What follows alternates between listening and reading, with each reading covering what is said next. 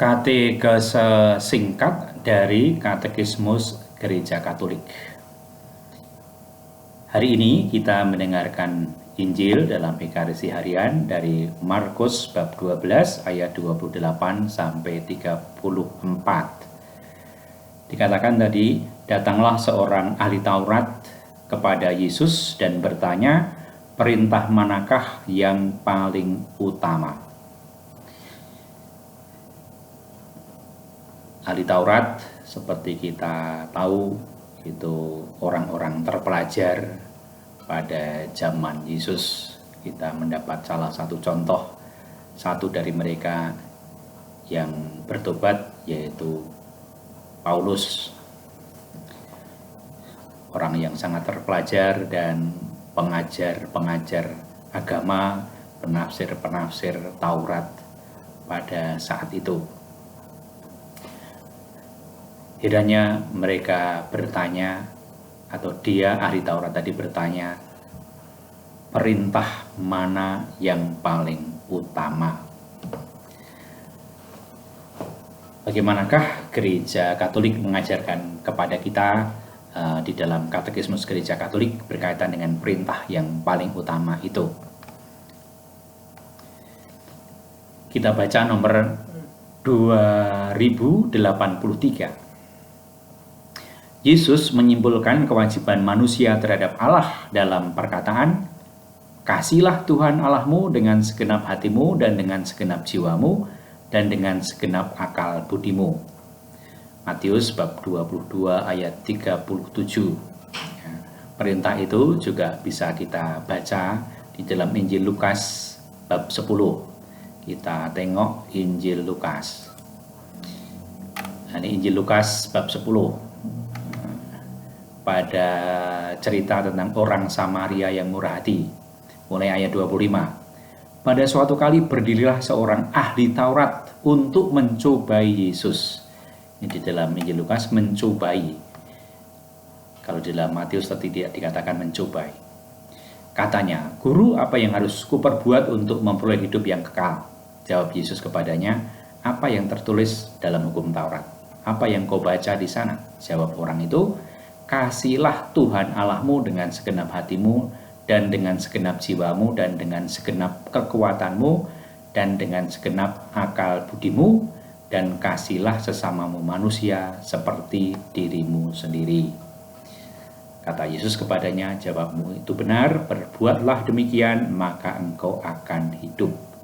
Nah, ini tadi dari Injil Lukas, seorang ahli Taurat yang datang kepada Yesus untuk mencobai Yesus.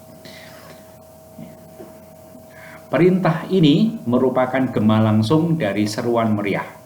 Dengarlah hai orang Israel, Tuhan itu Allah kita, Tuhan itu Esa.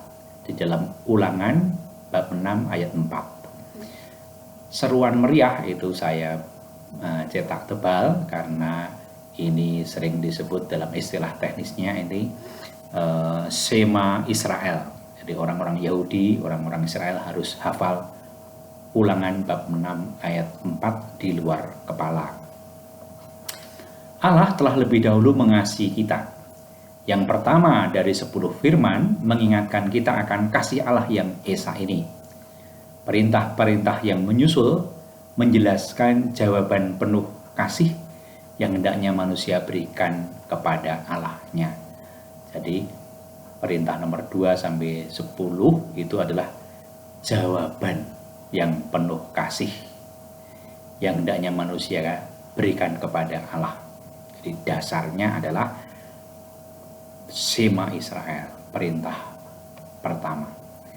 Kasihlah Tuhan Allahmu dengan segenap hatimu dan dengan segenap jiwamu dan dengan segenap akal budimu. Lalu artikel berikut atau nomor berikut 2094. Di dalam Katekismus dikatakan demikian. Orang dapat berdosa melawan kasih Allah atas berbagai cara. Berbagai cara. Caranya bermacam-macam. Misalnya apa? Disebut ada 5 di sini. Yang pertama, sikap acuh tak acuh, menampik atau malah menolak untuk memperhatikan kasih Allah. Ia tidak mengakui hakikatnya yang ramah dan mengingkari kekuatannya. Lalu yang kedua, sifat tidak tahu terima kasih, mengabaikan atau menolak mengakui kasih Allah dengan rasa syukur dan menjawabnya dengan kasih balasan. Lalu yang ketiga, kelesuan, menunda atau sama sekali tidak rela untuk menjawab kasih ilahi. Di dalamnya dapat tercakup penolakan untuk menyerahkan diri kepada kasih ini. Lalu yang keempat, kejenuhan hal-hal rohani atau acedia atau kelambanan rohani dapat membawa akibat bahwa orang menampik kegembiraan yang datang dari Allah dan membenci hal-hal ilahi. Lalu yang terakhir, nomor 5, kebencian terhadap Allah muncul dari kesombongan. Ia menantang kasih Allah yang kebaikannya ia mungkiri dan kutuki, karena Allah melarang dosa-dosa dan menjatuhkan hukuman atasnya. Nah, itulah Katekismus Gereja Katolik menerangkan perintah yang paling utama atau hukum yang paling utama. Demikian katekese singkat, semoga berguna, berkah dalam.